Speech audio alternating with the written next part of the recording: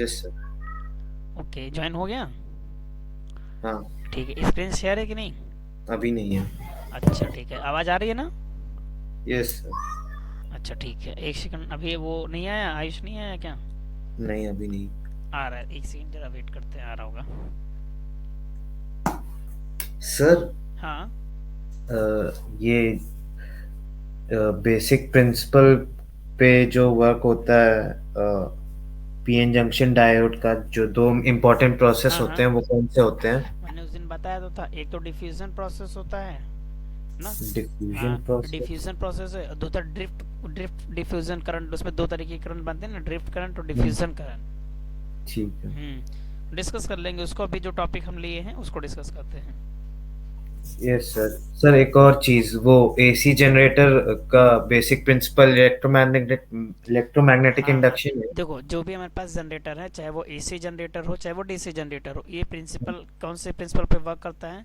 It works on the principle of electromagnetic induction. Hmm. It works on the principle of electromagnetic induction. Ayush yes sir. Join हो गया? Yes sir. Okay ठीक। तो जो generator है वो किस प्रिंसिपल पे वर्क करता है? Electromagnetic induction. So the most important thing that make sure that all the devices that you have studied, you should remember that on which principle it works. Hmm. वो किस principle पे work करता है, ये चीज़ क्या रखना है, ध्यान रखना है। तो हम्म। जैसे कि अभी हमने टॉपिक लिया है ट्रांसफार्मर, अभी हमने ट्रांसफार्मर पढ़ाया भी नहीं है मुझे लग रहा है, तो इसको चलो बढ़ा देते हैं, रिवीजन भी हो जाएगा। तो सबसे पहला पॉइंट क्या याद रखना है कि प्रिंसिपल, तो क्या प्रिंसिपल सर होता है स्क्रीन शेयर ट्रांसफार्मर? नहीं हो रही है। एक सेकेंड, स्क्रीन नहीं शेयर हुई है। नहीं sir. Okay okay, now it is okay. Yes sir. Okay, तो सर प्रिंसिपल। हाँ, सर एक और चीज पूछनी थी, व्हीटस्टोन ब्रिज का प्रिंसिपल कौन सा है, मतलब किस प्रिंसिपल पे वर्क व्हीट करता है? स्टोन ब्रिज जो है, व्हीट हाँ। Stone bridge it works on the principle of when the four resistors are connected so that wheat stone नहीं, मीटर ब्रिज का प्रिंसिपल पूछा जाएगा। अच्छा। व्हीट स्टोन ठीक का है। प्रिंसिपल नहीं, मीटर ब्रिज का प्रिंसिपल, उल्टा क्वेश्चन पूछ रहे हो। मीटर ब्रिज किस प्रिंसिपल पे वर्क करता है बताओ? Metre bridge. मीटर ब्रिज किस प्रिंसिपल पे वर्क करता है? मीटर ब्रिज वर्क करता है व्हीटस्टोन ब्रिज के प्रिंसिपल पर। और जो कि क्या अच्छा। है, when the four resistors are connected in the shape of parallelogram such that across the diagonal, if we connect a galvanometer such that there is no deflection in the galvanometer, if we name these points like A B C D, so across B and D, that is VBD, that is the hmm. potential difference between these two terminals B and D, and these two terminals are connected by the supply. So when there is no potential difference between B and D, then these resistances will be in same proportion. Hmm. Okay, yes sir. आज तुम्हारा join नहीं हुआ क्या? Sir हो गया। Sir हाँ, practical में वैसे क्वेश्चन नहीं पूछे जाते हैं ना, न्यूमेरिकल वाले? नहीं नहीं, न्यूमेरिकल क्वेश्चंस नहीं, उसमें ऐसे क्वेश्चंस पूछे जा सकते हैं कि जैसे कि कौन सी, जैसे जो भी डिवाइस तुम पढ़े हो उसको किस प्रिंसिपल पे वर्क करता है ना, ये सब रीजन बेस्ड ग्राफ वगैरह क्वेश्चंस। पूछ सकते हैं क्या? क्या चीज़? ग्राफ। ग्राफ। ग्राफ के बारे में कुछ इस तरीके से क्वेश्चन आपसे पूछा जा सकता है, जैसे कि मैंने मान लो ये एक्स एक्सिस ले लिया, एक वाई एक्सिस ले लिया। इस एक्सिस पर हम क्या करते हैं, V F means forward voltage ले लेते हैं, और इस एक्सिस पर मान लो रिवर्स वोल्टेज ले लेते हैं। और इसका जो ग्राफ हमारे पास होता है वो एक रफ डायग्राम बना देते हैं लगभग कुछ इस तरीके का। तो ये फॉरवर्ड किस चीज़, बायस, रिवर्स बायस। हाँ तो ये किस चीज़ का ग्राफ है बताओ? ये पीएन जंक्शन डायोड का। हम्म। पीएन ये जंक्शन डायोड का कौन सा ग्राफ है? कैरेक्टरिस्टिक कर्व है, कौन सा कर्व है? कैरेक्टरिस्टिक। तो यहाँ पर आपसे पूछ सकता है कि यहाँ पर जहाँ पर when there is sudden change in the voltage, sorry sudden rise in the current, actually this is in milli ampere and reverse current is taken into micro ampere order. So when there is sudden change in the forward currents, what voltage it is known as, इस voltage को क्या कहते हैं बता चुके हैं? This voltage is called knee voltage. इस voltage को क्या बोलेंगे? नी वोल्टेज, नी या फिर वोल्टेज। टर्न ऑन वोल्टेज, क्योंकि इस वोल्टेज पर हाँ। डिवाइस जो है वो टर्न ऑन हो जाता है। आपसे पूछा हम्म। जा सकता है कि ये कौन सा है जहाँ पर करंट एक डाउन एकदम सडन वोल्टेज। बढ़ती है ना। हम्म। हाँ, वो current increases very fast, so this is called the reverse breakdown voltage. इस, हाँ ये सारी चीज़ें पूछी जा सकती है कि हम्म। ब्रेकडाउन फेनोमेना क्या होते हैं। तो ब्रेकडाउन फेनोमेना का मतलब ये होता है व्हेन पीएन जंक्शन चल। Diode is connected in reverse bias and the reverse voltage is increased again and again. So when a certain value, after a certain value, the junction breaks and very high amount of current starts flowing through the junction, and hence there is excess amount of heat is produced, sir which damage the PN junction. Yes, sir, हमें भी एक question पूछा गया था क्या बताओ? Sir, RMS current की जरूरत क्यों पड़ी निकालने की? RMS करंट का मतलब होता है कि इसका रूट मीन स्क्वायर, ठीक है। जैसे हमारे पास मान लो हम अल्टरनेटिंग करंट का अगर ग्राफ बनाते हैं, ठीक है। तुम्हारा प्रैक्टिकल हो चुका है क्या आयुष? Yes sir. ओह, तब तो बहुत अच्छी बात है, तब तो तुम एक्सपीरियंस है नहीं तुम्हारे पास। बताओ फिर क्या क्या हुआ था प्रैक्टिकल में? सर वही कुछ ना कुछ थ्योरी सर वो पहले डिस्कस कर रहे थे, फिर उसी पे क्वेश्चन कर रहे थे। नहीं तो पहले तो तुम्हें कोई एक प्रैक्टिकल अलॉट किया गया होगा ना कि आपको ये प्रैक्टिकल करना है। Yes sir. हाँ, तो प्रैक्टिकल करने के बाद में तुमने गैल्वेनोमीटर सर वो हाफ डिफ्लेक्शन मेथड से अच्छा, हाँ। यस सर वो तो उसमें पहले कैलकुलेट तुमको करना कॉपी था। मिली होगी, तुमने उसमें ऑपरेटर्स, ऑब्जेक्टिव सब कुछ लिखा होगा। Yes sir. फिर तुम प्रैक्टिकल कर रहे हो, फिर एग्जामिनर आके क्वेश्चंस पूछा होगा उसके बारे में। सर वो वाइवा हुआ तो हाँ, वही अलग वाइवा। से एग्जामिनर बुलाया था। क्या हुआ? सर वो एग्जामिनर अलग से रोल नंबर वाइज बुला रहे थे। अच्छा, हाँ, वैसे भी कर सकते हैं या फिर आपके पास 1 बाय 1 जा भी सकते हैं। तो एग्जामिनर स्कूल से आउट ऑफ स्कूल बाहर के तो होंगे ना? यस सर, बाहर के होते हैं। एग्जामिनर बाहर के आते हैं, समझ में आया कि बात? जो भी तुम्हारी डाउट है पूछ लो भी, बताओ। जो भी क्वेरी हो तुम्हारी। ठीक है। हाँ, तो ऐसे ही करना होता है। तो हाँ, IRMS का मतलब सर सुनो। सारे ही सब्जेक्ट के हो गए हैं। अच्छा अच्छा, ठीक। सुनो, जैसे तुम कह रहे हो कि RMS की जरूरत क्यों पड़ी, इसकी जरूरत इसलिए पड़ी भाई, हम जानते हैं अल्टरनेटिंग करंट कैसा ग्राफ होता है, एक साइनसोइडल ग्राफ होता है। ये एक साइनसोइडल वेवफॉर्म को फॉलो करता है कि नहीं करता है? जबकि जब DC यस सप्लाई सर। हमारे पास होती है डायरेक्ट करंट, तो वहां पर हमें IRMS की जरूरत पड़ती है? कहीं नहीं पड़ती है। लेकिन AC में इसलिए जरूरत पड़ती है क्योंकि इसका ग्राफ कैसा होता है, ऐसा होता है कि नहीं होता है? तो अब हम यहाँ पर मान लो हम इस एक्सिस पर करंट को ले ले रहे हैं, तो जब आप अल्टरनेटिंग करंट की बात कर रहे हैं और इसका फ्लक्चुएशन आ रहा है, तो कौन सी वैल्यू को कंसीडर करोगे? क्योंकि ये जो एम्पलीट्यूड है ये तो इसका पीक वैल्यू हो गया, और ये पीक वैल्यू हमेशा सर्किट पर रहेगा नहीं। ये पीक वैल्यू तो कंटिन्यूअसली क्या हो जाएगा, चेंज होता रहेगा ना। सर IRMS को एवरेज वैल्यू भी कहते हैं ना? इसीलिए हमें RMS की जरूरत पड़ती है, ताकि ये RMS वो वैल्यू होती है जो विच अपीयर्स अक्रॉस द टर्मिनल्स। जो आपको अगर आप मल्टीमीटर मान लीजिए लगाते हैं और वोल्टेज को मेजर करते हैं, तो आपको पीक वैल्यू नहीं मिलेगी, आपको कौन सी वैल्यू मिलेगी? RMS value. समझ में आई बात? आई समझ में आ गई बात?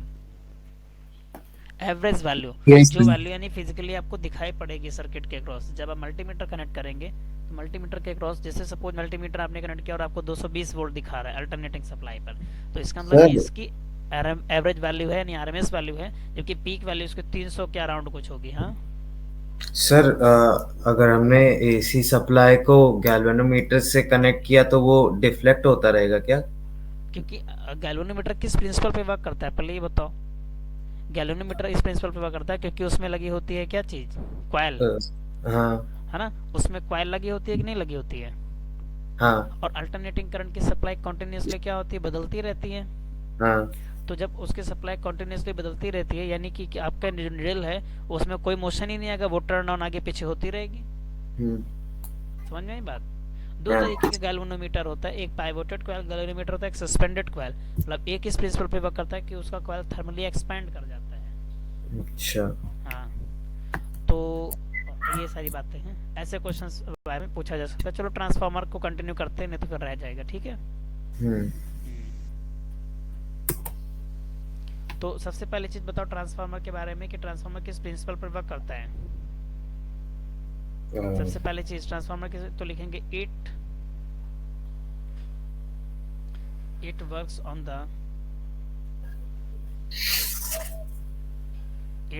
The principle of electromagnetic induction. किस प्रिंसिपल पे वर्क करता है? Electromagnetic induction. अगर इन शॉर्ट कोई आपसे पूछे इलेक्ट्रोमैग्नेटिक इंडक्शन कैसे फिनोमेना है, तो आप क्या बताओगे?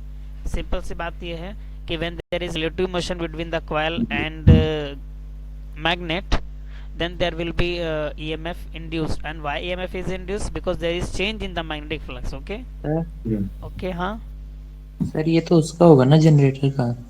किस चीज का? जनरेटर का भी है, इसका भी। प्रिंसिपल नहीं तो जनरेटर का भी प्रिंसिपल है, ट्रांसफार्मर भी इसी प्रिंसिपल, तो ऐसा थोड़ी ना होता है कि मतलब एक ही डिवाइस केवल वर्क दोनों करेगा एक ही एक पे ही। काम करते हैं। हाँ, यस इलेक्ट्रोमैग्नेटिक इंडक्शन पर जनरेटर भी वर्क करता है और ट्रांसफार्मर भी इलेक्ट्रोमैग्नेटिक इंडक्शन पर ही वर्क करता है। ये चीज़ तो पता होनी चाहिए भाई आपको। अभी हम एक्सप्लेन करते हैं कैसे, समझ में आई बात कि नहीं? किस प्रिंसिपल पर वर्क करता है? सर आगे इलेक्ट्रोमैग्नेटिक। ऐसा नहीं है कि प्रिंसिपल एक ही डिवाइस केवल वर्क करेगा एक ही प्रिंसिपल पर।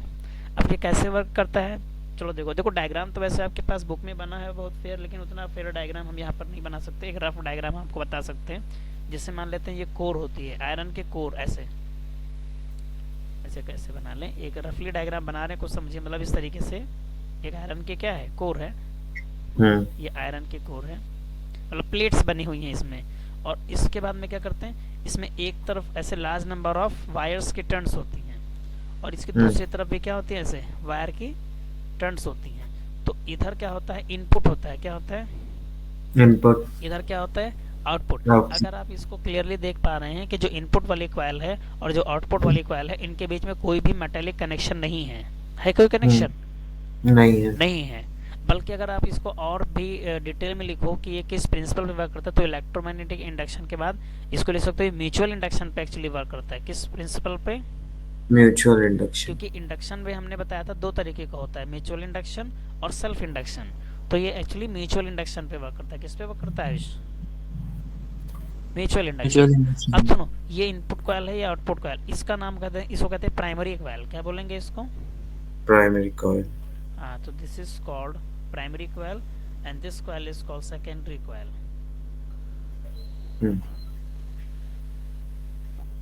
अब सुनो क्या करते हैं, जो प्राइमरी कॉइल है इसको, ये एसी सप्लाई का सिग्नल, मतलब सिंबल है एसी सप्लाई सोर्स का ना, एसी सोर्स का।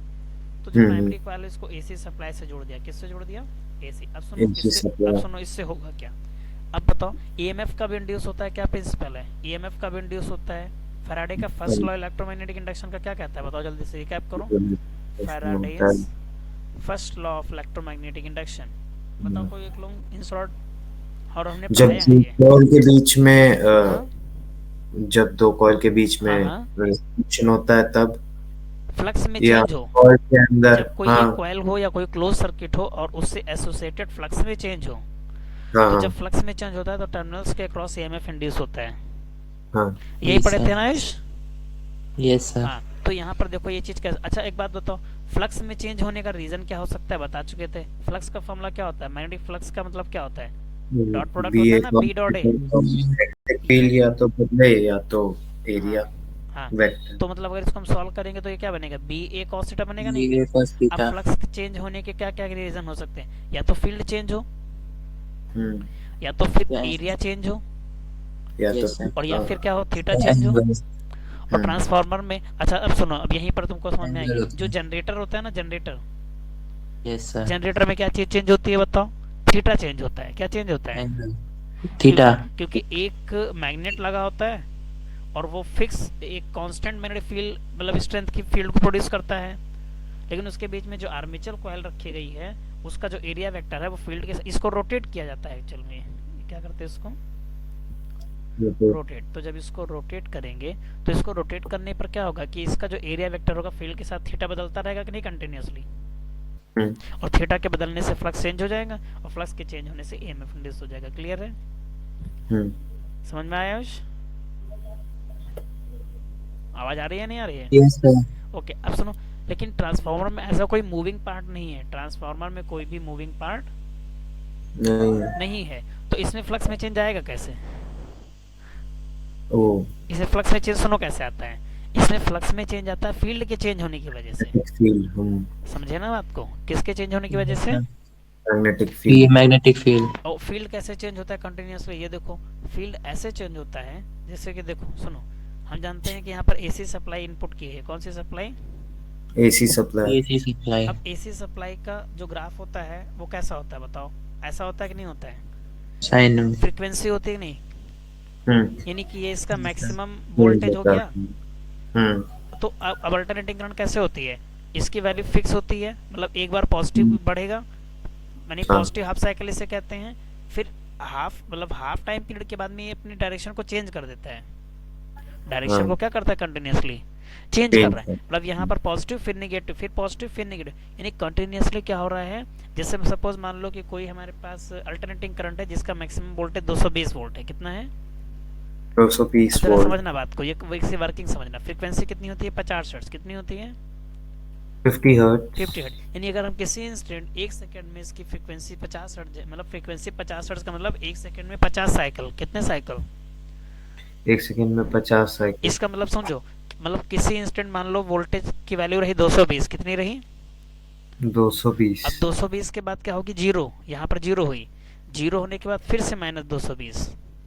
-220 होने के बाद फिर क्या होगा? फिर जीरो होगा यहाँ पर पहुंच के। जीरो होने के बाद फिर से क्या होगा? फिर से 220 होगा। ये प्रोसेस कंटिन्यूस बोलो चलेगा कि नहीं चलेगा? आई समझ में आ रही है?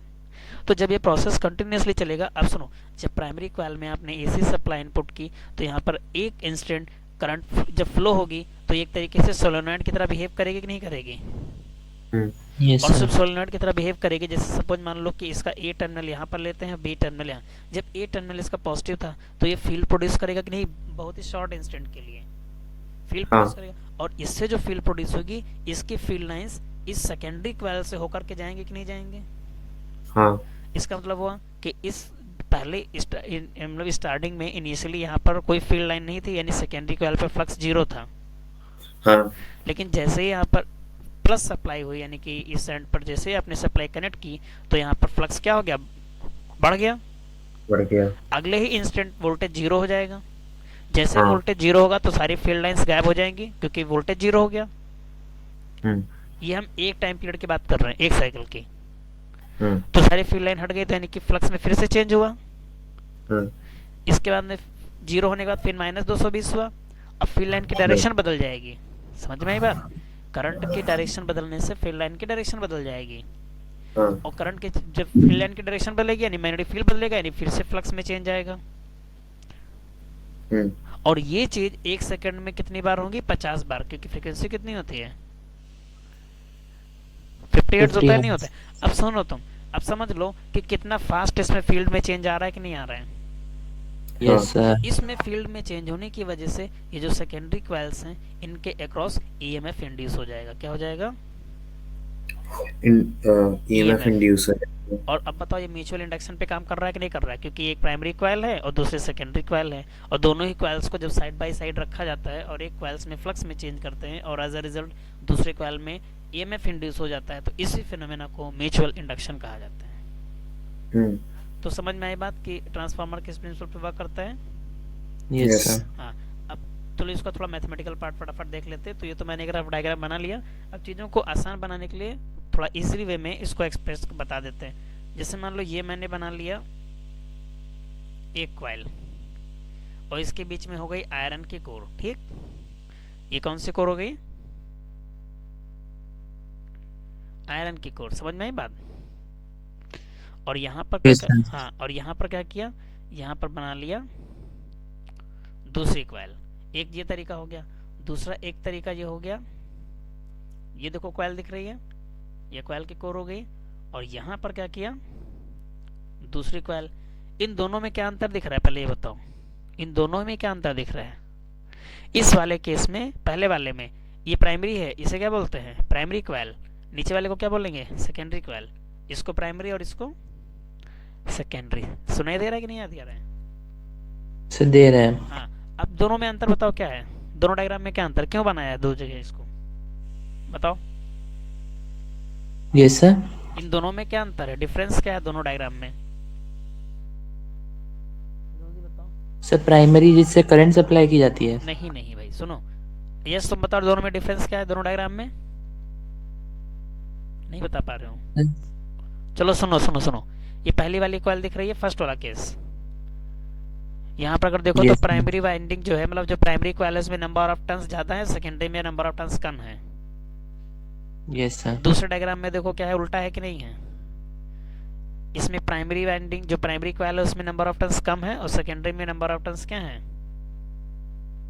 ज्यादा है कंपैरेटिवली। बोलो,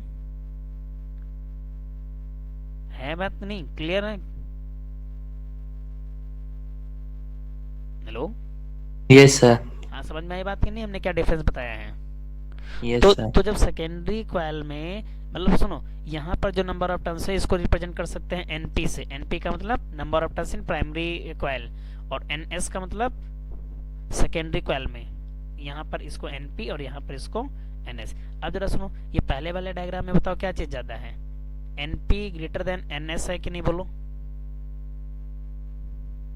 बोलो। यस सर, हाँ, तो पहले डायग्राम में एनपी ग्रेटर देन एनएस है, और दूसरे डायग्राम में क्या एनएस ग्रेटर देन एनपी की नहीं।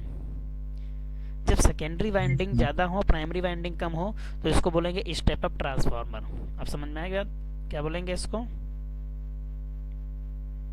सेकेंडरी ट्रांसफार्मर, अगर सेकेंडरी वाइंडिंग ज्यादा है नंबर ऑफ टर्न्स, तो स्टेप अप ट्रांसफार्मर। और जब सेकेंडरी वाइंडिंग कम होगी, जैसे यहाँ पर सेकेंडरी वाइंडिंग कम है, तो इसको बोला जाएगा स्टेप डाउन ट्रांसफार्मर। क्या बोलेंगे इसको? यहाँ तक की बात अगर क्लियर है तो बताइए, फिर हम आगे की बात करें। बोलो जल्दी से। यस सर, क्लियर है? अब देखो, अब सुनो, जब यहाँ पर प्राइमरी कॉइल, अच्छा यहाँ पर देखो इंडक्शन दो जगह होगा। कैसे? प्राइमरी वाली जो कॉइल है यहाँ पर होगा सेल्फ इंडक्शन। कैसे इंडक्शन? Self induction. और दूसरे वाले कॉइल में क्या होगा? Mutual induction. होगा कि नहीं होगा? यस सर, अच्छा, अब हम थोड़ा सा मैथमेटिकल पार्ट लिख लेते हैं कि जो प्राइमरी कॉइल हमारे पास थी, प्राइमरी कॉइल में जो ईएमएफ इंड्यूस हुआ, तो ईएमएफ इंड्यूस का फॉर्मूला हम लोगों को क्या पता है? E इज इक्वल्स टू क्या होता है? Minus N delta phi by delta T होता ही नहीं होता है? यस तो अगर सर, हम देखें कि ईएमएफ इंड्यूस प्राइमरी कॉइल, तो जो प्राइमरी कॉइल में ईएमएफ इंड्यूस हुआ उसको P से लिख लेते हैं प्राइमरी कॉइल में ना। यस सर, हाँ, ये हो जाएगा हमारे पास एनपी। एनपी का मतलब प्राइमरी वाइंडिंग में जो टर्न्स हैं, और ये हो जाएगा डेल्टा फाइव बी। क्या हो जाएगा? Phi B over delta T. इसको इक्वेशन नंबर 1 नाम दे दो। इसी तरीके से सेकेंडरी वाइंडिंग में जो इंड्यूस होगी ईएमएफ, उसको कैसे लिखेंगे? NS times of delta phi B over delta T. और फ्लक्स में रेट ऑफ चेंज तो दोनों में एक ही जैसा रहेगा। ओके, यस सर, समझ में आ रहा है कि नहीं आ रहा है? सर आ रहे, हाँ, अब यहाँ पर से देखो एक काम करते हैं। क्या काम करना है? फर्स्ट वाली इक्वेशन को सेकंड से डिवाइड ले लो। तो सीधी बात, फर्स्ट वाली इक्वेशन को सेकंड से डिवाइड लोगे तो तुम्हारे पास आ जाएगा EP upon ES equal to negative negative cut जाएगा, या आ जाएगा NP अपॉन NS। ये चीज जल्दी से देखो और फिर यहाँ से आगे बताओ। यहाँ तक की बात सही है कि नहीं है? यस सर, अच्छा, अब एक बात बताओ, अभी अभी मैंने बताया ट्रांसफार्मर में क्या चीज कांस्टेंट रहती है? पावर, पावर कांस्टेंट रहती है। तो अब सुनो, जैसे EP है वोल्टेज प्राइमरी वाइंडिंग की, ES वोल्टेज है सेकेंडरी वाइंडिंग की, तो इसी तरीके से प्राइमरी वाइंडिंग जो प्राइमरी कॉइल है वहां पर जो करंट होगी उसको IP से रिप्रेजेंट कर दें, और सेकेंडरी कॉइल के करंट को IS से रिप्रेजेंट कर दें। तो जो पावर है वो दोनों में सेम रहेगी कि नहीं? Power yes in primary coil equal to क्या होगा? बोलो। Power in secondary coil. current in primary coil into EMF induced in primary coil. हाँ, power in secondary coil. Hello Yash, तुम हो कि चले गए? आवाज आ रही है? हेलो यश, सर नहीं है, कहाँ चला गया अभी? ये क्या, इसने लेफ्ट हो गया क्या इसका? कुछ इशू हो गया यस होगा, सर, कुछ नेटवर्क का इशू हो गया होगा। अच्छा, चलो एक सेकेंड देखते हैं क्या प्रॉब्लम आई है।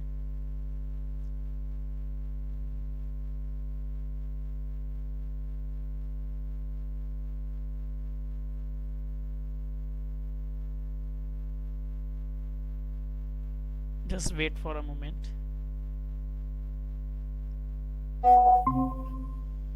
अच्छा, रिज्वाइन कर लिया क्या? हेलो, क्या हुआ, क्यों लीव कर दिए थे? वो नेट चला गया, तो बत्ती चली गई थी तो नेट अच्छा चला अच्छा गया। अच्छा, चलो कोई बात नहीं। तो पावर इन प्राइमरी कॉइल जो है पावर इन सेकेंडरी कॉइल के बराबर होगा। तो पावर का फॉर्मूला क्या होता है? Voltage current. तो प्राइमरी कॉइल में अगर लिख रहे हैं तो इसका मतलब क्या होगा? अच्छा, जो ये जो EP और ES लिखा है इसको हम V से भी लिख सकते हैं। किससे लिख सकते हैं? वी V से भी लिख सकते हैं, ठीक है ना। इसको हम VP अपॉन VS भी लिख सकते हैं, कोई दिक्कत नहीं है। तो प्राइमरी कॉइल में जब बात करें तो VP इंटू IP हो जाएगा कि नहीं हो जाएगा? Voltage into current. और सेकेंडरी कॉइल में जब पावर लिखेंगे क्या लिखेंगे? VS into IS। बोलो सही है यहाँ तक? इस वाली इक्वेशन को नाम दे दो इक्वेशन नंबर 3। अब जरा यहाँ पर से एक बात मुझे बताओ, यहाँ पर से हम क्या ले सकते हैं, Vp अपॉन Vs, और Is ऐसा ही रहेगा और Ip उधर डिवाइड में जाएगा। बोलो सही है कि नहीं? Yes sir. अब इसको Yes, sir. इक्वेशन नंबर 4 कर दे। अब थर्ड और फोर्थ को अगर हम इक्वेट करें तो देखो Vp अपॉन Vs का टर्म यहाँ भी है और Vp अपॉन Vs का टर्म यहाँ पर भी है, यानी कि हम इन दोनों इक्वेशंस में सारी चीजें को बराबर इक्वेट कर सकते हैं। समझ में आई बात? यस तो सर। हम यहाँ पर Yes, लिख sir. सकते हैं कि इक्वेटिंग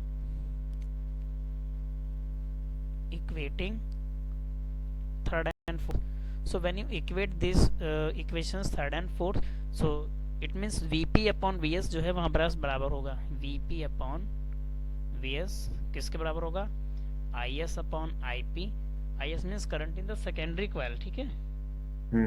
हाँ, और यहाँ पर से देखो Vp upon Vs हमारे पास Is upon Ip, और Vp upon Vs को हम Np upon Ns भी लिख सकते हैं ना, yes sir. Np upon Ns। Yes, sir. अब यहाँ पर एक काम करते हैं, ये जो इक्वेशंस हमारे पास बनी है इसका रेसिप्रोकल ले लेते हैं, क्योंकि सेकेंडरी कॉइल वाला जो है ऊपर होना चाहिए। तो रेसिप्रोकल ले लो इसका,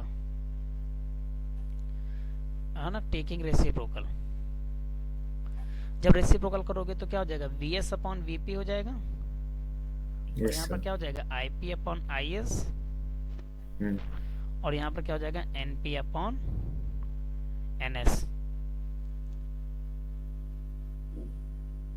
देखो जल्दी से, ये सेकेंडरी कॉइल जो है हमारे पास अपॉन प्राइमरी कॉइल की वोल्टेज, और सेकेंडरी कॉइल अगर यहाँ पर है तो करंट क्या रहेगी, प्राइमरी वाले के ऊपर और सेकेंडरी वाले के नीचे। और अगर नंबर ऑफ टर्न्स देखेंगे तो यहाँ पर से क्या आएगा Np अपॉन, एक सेकंड, इसका रेसिप्रोकल नहीं किया क्या, सॉरी, जब रेसिप्रोकल कर रहे हैं तो तीनों टर्म्स का करेंगे ना। हाँ, तो यहाँ पर जब रेसिप्रोकल लेंगे तो फिर ये हो जाएगा हमारे पास Ns अपॉन Np। क्या हो जाएगा, Ns अपॉन Np। आई समझ में आ रहा है? Yes, sir. हाँ, अब ऐसा करते हैं कि थोड़ा सा रिमेम्बर करने के लिए इजी रहे तो इसको थोड़ा तरीके से लिख लेते हैं। मीन्स कि Ns और Np वाले को पहले लिख लेते हैं ऐसे, Vs upon Vp, Ns upon Np, secondary वाला ऊपर रहेगा, और करंट में उल्टा हो जाएगा। याद रखो कैसे उल्टा हो जाएगा, करंट में उल्टा हो जाएगा। और ये याद रखना है सेकेंडरी वाले को ऊपर रखना है, सेकेंडरी को कहाँ रखना है, ऊपर। और ये जो बराबर होता है ये एक कांस्टेंट के बराबर होता है, एक कांस्टेंट के बराबर होता है, और कांस्टेंट आर के बराबर होता है। किसके बराबर होता है, आर के। हाँ, और इस कांस्टेंट को क्या कहते हैं, अगर मालूम है तो बताओ। Where are is known as, Ayush मालूम है, this is called transformer ratio. इसे क्या बोला Yes, जाता है, Transformer ratio. this is called transformer ratio. So it was all basically about the transformer. Now you can either take the screenshot or you can note down, and later on we will have the some questions based on the transformer. तो क्या करना चाहेंगे, screenshot लेना है या फिर अगर note out करना है तो बताओ। स्क्रॉल डाउन करो, नोट है मेरे है पास। पूरा? जैसे मैंने किया ऐसे ही है पूरा कंप्लीट। हाँ। और आइस तुम्हारे पास? No, sir. हाँ, Sir, ये नहीं है sir. तो फिर नोट करना हो तो नोट करो, अदरवाइज स्क्रीनशॉट ले सकते हो as your wish. Yes, sir. तो क्या करना है, Screenshot. मैंने जूम आउट थोड़ा, मतलब थोड़ा मैंने जूम आउट कर दिया है, तो कोई दिक्कत तो नहीं हो रही है, रीडेबल Sir, है वो या नहीं? mathematical part नहीं है. नहीं तो इम्पोर्टेंट है, तो इसका स्क्रीनशॉट लोगे, देखो रीडेबल है या नहीं है। Sir, है readable. तो ठीक है, स्क्रीनशॉट लो, फिर हम स्क्रॉल डाउन करें, उसका लो, हो जाए तो बताओ।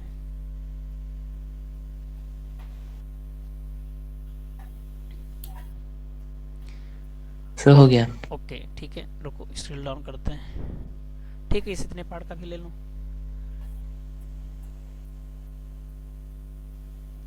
Sir, ले लिया. हाँ, तो इस टॉपिक को एक बार जो मैंने कराया है एक बार थोड़ा सा रिवाइज कर लो, और अगर कहीं पर कोई डाउट हो तो उसको बताओ पहले, ठीक है, 2 मिनट देख लो। हाँ, तुम्हें 7:30 से क्लास है कि नहीं है आयुष? है sir.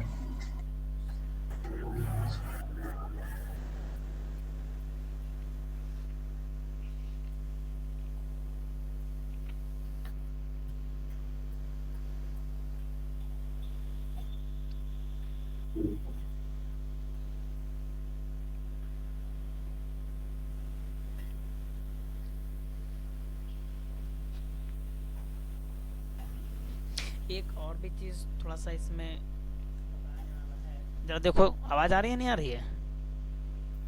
आ रही है। हाँ तो जरा एक और भी नोट बात बताने वाली है, ध्यान देने वाली है इसमें, जरा देखो ध्यान से। यस। हाँ ठीक है, देखो जरा एक बार बताओ यहाँ पर से हमारे पास क्या रिजल्ट आया है, जरा बताओ। NS, एक सेकेंड, NS का मतलब क्या हो गया? Turns in secondary winding, secondary coil. So we have NS upon NP equals to this transformer ratio R। Is it okay? ये सही है कि नहीं, बोलो यश और आयुष। Yes sir. आयुष आवाज आ रही है? Yes sir. हाँ अब जरा यहाँ पर से एक बात देखो, सुनो। अब एक काम करते हैं, दो सिचुएशन यहाँ पर बनती हैं। पहली situation when R is greater than 1, जब क्या हो, R एक से बड़ा हो, है ना। R एक से बड़ा होने का मतलब क्या हुआ कि NS upon NP which is equal to R and this is greater than 1। तो यहाँ से हमें क्या रिजल्ट मिला? यहाँ से हमें रिजल्ट मिला कि NS upon NP is greater than 1, सही है।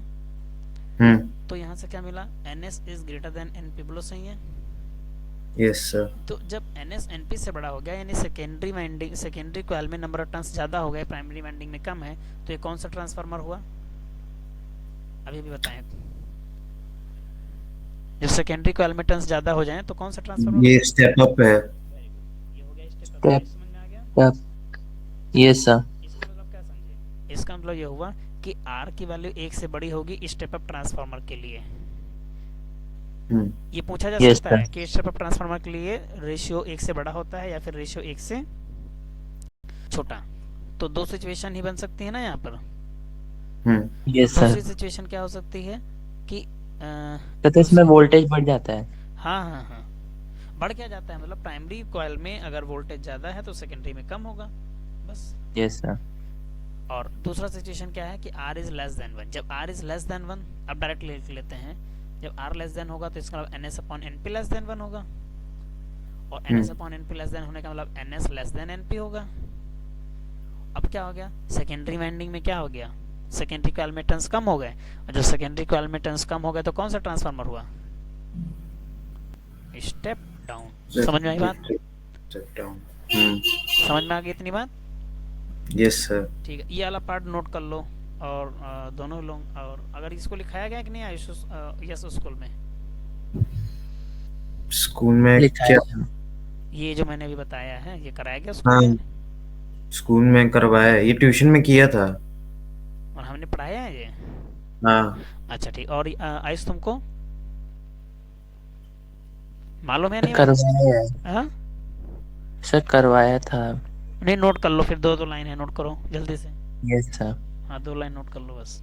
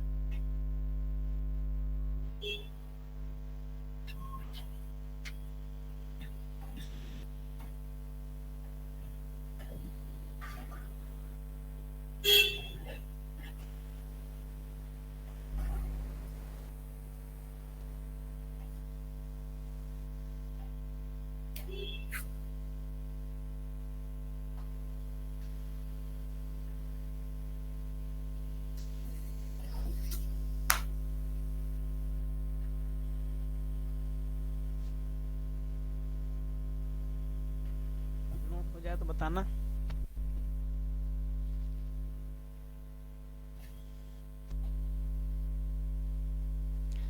यस नोट कर लिया?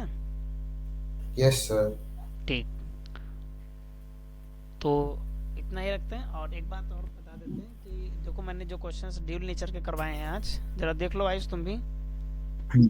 ड्यूल नेचर के मैंने 11.16 तक के क्वेश्चंस कराए। कितने क्वेश्चन बच रहे हैं? देखो 17, 18, 19, 3 क्वेश्चन इधर हैं, बस 3 ही क्वेश्चन बचे हैं केवल ना। ठीक यस है। सर। हाँ, तो ये 3 क्वेश्चंस हम होमवर्क के लिए दे रहे हैं। इस क्वेश्चन को अपने आप से ट्राई कर लेना, अगर हो जाता है तो ओके, अदरवाइज हम फिर कराएंगे इन 3 क्वेश्चंस को। और फिर tomorrow we will discuss about this some numericals on transformer. Yes sir. तो ठीक है, अब यहीं तक ही रखते हैं, फिर इसके आगे हम लोग कल क्वेश्चंस और लगाएंगे। ठीक है ना Yash? Yes sir. Yes sir. और भी कोई क्वेरी वगैरह है, प्रिपेयर करो अपने आप से। Okay sir. ओके ठीक है, देन कट करते हैं ना। Yes sir.